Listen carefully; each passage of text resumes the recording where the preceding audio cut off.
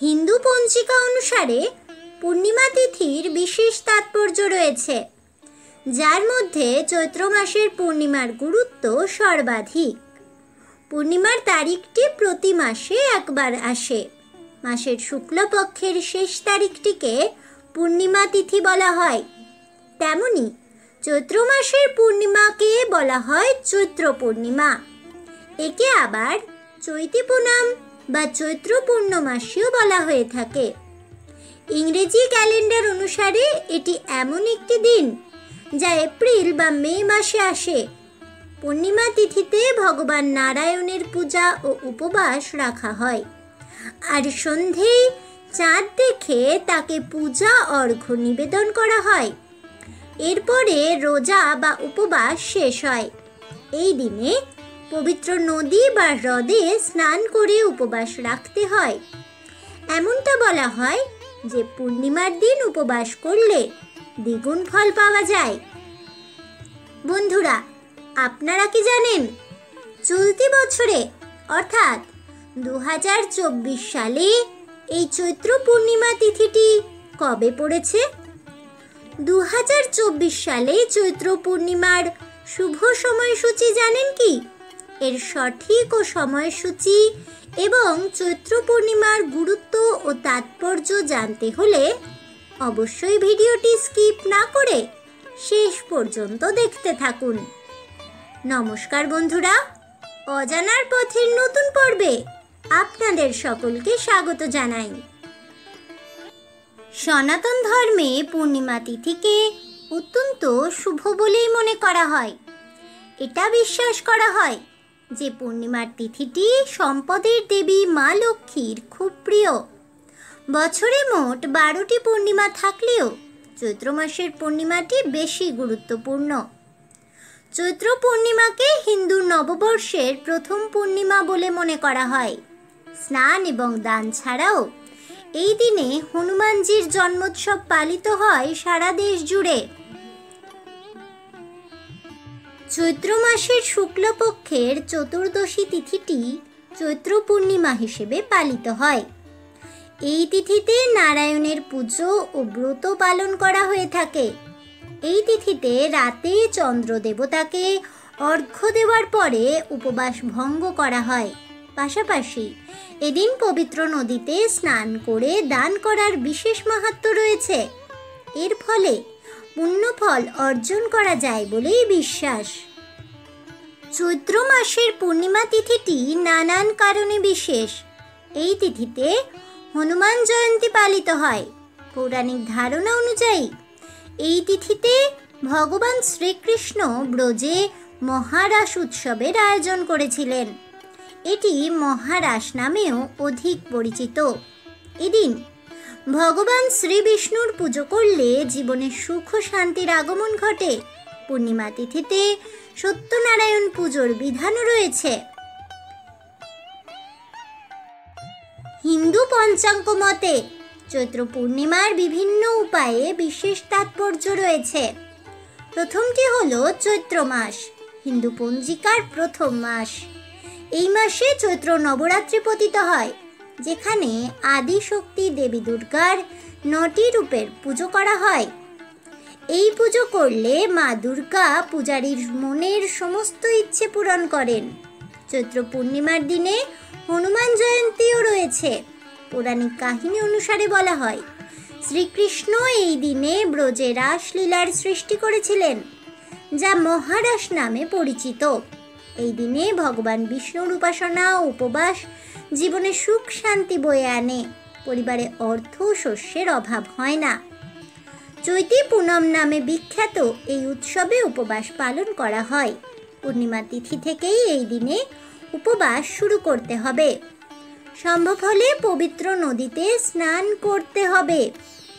পূর্ণিমার উপবাসের সময় ভগবান সত্যনারায়ণের পূজা পাঠ করা অত্যন্ত শুভ এবং এর ফলে সমস্ত সমস্যার বিনাশ করার উপায় রয়েছে।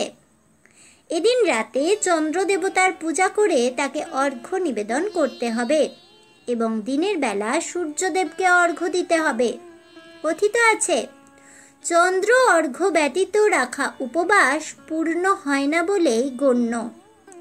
বিশ্বাস অনুসারে এই দিনে কাঁচা খাবার কলসিতে রেখে গরিব দুঃখীকে দান হিসাবে দিতে হবে। পূর্ণিমা তিথিতে সকালবেলা পূর্ণিমার দিনে ব্রহ্ম মুহূর্তে জাগ্রত হন এবং পবিত্র নদী বা হ্রদে স্নান করে সূর্য দেবতাকে অর্ঘ্য নিবেদন করুন। এরপরে উপবাসের সংকল্প গ্রহণ করুন এবং এদিনে ভগবান সত্যনারায়ণের পূজা করুন। পুরো দিন উপবাস রাখার পরে রাত্রে চন্দ্র দেবতাকে পূজা করুন এবং তাঁকে অর্ঘ্য নিবেদন করুন। প্রসাদ বিতরণের সময় অভাবীদের অন্নদান করতে ভুলবেন না যেন। পূর্ণিমার দিনে ভগবান শ্রীবিষ্ণু ও তাঁর অবতারের পুজো করার রীতি প্রচলিত আছে। তাই এদিনে বাংলার অনেক বাড়িতেই সত্যনারায়ণের পুজোর ব্যবস্থা করা হয়। পূর্ণিমা তিথিতে ভগবান নারায়ণের আরাধনা ও উপবাস রাখা হয়। তারপরে ব্রতকথা পাঠ করা হয়। এছাড়া এই পবিত্র দিনে গঙ্গা স্নান করলে মোক্ষ লাভ করেন বলেই বিশ্বাস ভক্তদের। বিশ্বাস করা হয় চৈত্র পূর্ণিমার রাতে দেবী লক্ষ্মীর আরাধনা করে উপোস রাখলে গৃহে ধন শস্যের অভাব হয় না। অপরদিকে এদিনে যারা তিল, জল, বস্ত্র, শস্য, মাটির পাত্র দান করেন তাদের সব দুঃখ কষ্টের বিনাশ হয়। তবে মনে রাখতে হবে ওই দিন শুধুমাত্র দুস্থ মানুষকেই যেন দান করা হয়। জ্যোতিষশাস্ত্র অনুসারে পূর্ণিমা তিথি সরাসরি একজন ব্যক্তির মন ও শরীরকে প্রভাবিত করে, কারণ চাঁদকে মনো পদার্থের কারক হিসাবে বিবেচনা করা হয়। পূর্ণিমার রাতে চাঁদ 16টি কলায় পূর্ণ থাকে। বলা হয় যে এদিনে পূর্ণিমার আলো একজন ব্যক্তির মনে সর্বাধিক প্রভাব ফেলে। তাতে মানসিক শান্তি এবং স্বাস্থ্য স্বাভাবিক থাকে। চন্দ্রের কিরণে দেহ ও মনে সুস্থতা এবং পবিত্রতা বিরাজ করে।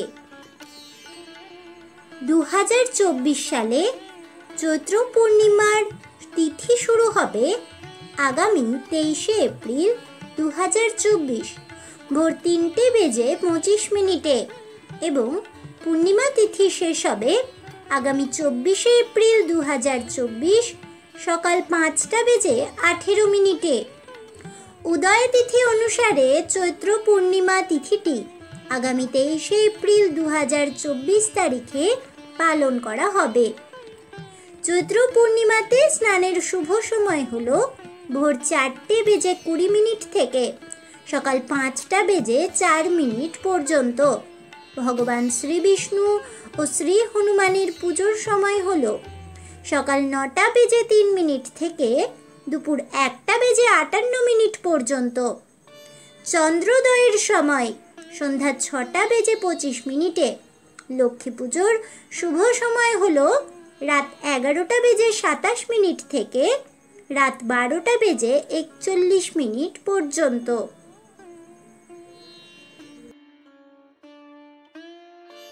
মনে রাখবেন, চৈত্র পূর্ণিমায় কোনো কোনো কাজ মোটেও করতে নেই। এদিনে এই কাজগুলি করলে রুষ্ট হন স্বয়ং নারায়ণ এবং লক্ষ্মী দেবী। তাদের রোষে জীবনের নানা বিপর্যয় নেমে আসতে পারে। চলুন জেনে নেওয়া যাক চৈত্র পূর্ণিমায় কোন কোন কাজ করা একেবারেই উচিত নয়। চৈত্র পূর্ণিমায় বেলা পর্যন্ত ঘুমোনো কখনোই উচিত নয়। এদিন ভোরবেলা বিছানা ছাড়ুন এবং স্নান সেরে মা লক্ষ্মী দেবীর আরাধনা করুন। তারপরে কোনো দরিদ্রকে নিজের সাধ্য মতো দান করুন। এদিনে আমিষ জাতীয় খাবার খাওয়া এড়িয়ে চলুন। এর ফলে মন ও মস্তিষ্কের উপর অশুভ প্রভাব পড়ে। সেই কারণে চৈত্র পূর্ণিমায় সাত্ত্বিক আহার করার পরামর্শ দেওয়া হয়ে থাকে। চৈত্র পূর্ণিমায় কারোর সঙ্গে খারাপ ব্যবহার করবেন না এবং কাউকে খারাপ কথা বলবেন না। এর ফলে চন্দ্র দেবতা রুষ্ট হন এবং কোষ্ঠীতে তার অশুভ প্রভাব পড়ে। চৈত্র পূর্ণিমায় ভুলেও তুলসী পাতা ছিঁড়বেন না, কারণ তুলসী শ্রী বিষ্ণুর পরম প্রিয়। তাই এদিনে তুলসী পাতা ছিঁড়লে রুষ্ট হন নারায়ণ। চৈত্র পূর্ণিমার রাতে ভুলেও দই খাবেন না। এর ফলে কোষ্ঠীতে চন্দ্রদোষ তৈরি হয়। এবং নানা ধরনের সমস্যা জীবনে ঘিরে ধরে। চৈত্র পূর্ণিমার রাতে দই খেলে শরীর খারাপ হতে পারে, আর্থিক অনটনও দেখা দিতে পারে। পূর্ণিমার রাতে চাঁদের প্রভাব সব থেকে বেশি থাকে। নিজের সম্পূর্ণ আকার ধারণ করে এদিনে উদ্ভাসিত হয়ে ওঠেন চন্দ্র দেবতা। তাই কোষ্ঠীতে চন্দ্র দোষ তৈরি হয় এমন কোনো কাজ এদিনে করা উচিত নয়। এদিনে চাঁদের পুজো করলে কোষ্ঠীতে চন্দ্র দোষ থাকলে তা কেটে যায় এবং জীবনে পরম সুখ শান্তি লাভ করা যায়। জয় পরম পুরুষ ভগবান শ্রী বিষ্ণুর জয় হোক। জয় হোক সম্পদের দেবী মা লক্ষ্মীর। এই বলে আমার আজকের ভিডিওটি আমি এখানেই শেষ করছি। তাহলে বন্ধুরা, 2024 সালে চৈত্র পূর্ণিমা তিথি কবে পড়েছে?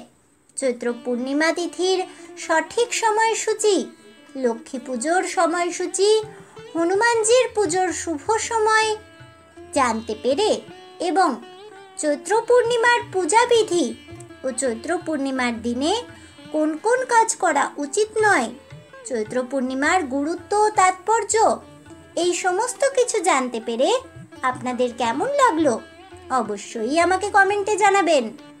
ভিডিওটি ভালো লেগে থাকলে লাইক শেয়ার করতে ভুলবেন না। আমার চ্যানেলের নতুন বন্ধু হয়ে থাকলে চ্যানেলটিকে সাবস্ক্রাইব করে দেবেন। পাশে থাকা বেল বাটনটি প্রেস করে রাখবেন নতুন ভিডিওর নোটিফিকেশন পাওয়ার জন্য। দেখা হচ্ছে পরের ভিডিওতে। তাই সকলে ভালো থাকুন, সুস্থ থাকুন আর অবশ্যই সঙ্গে থাকুন আর দেখতে থাকুন অজানার পথে।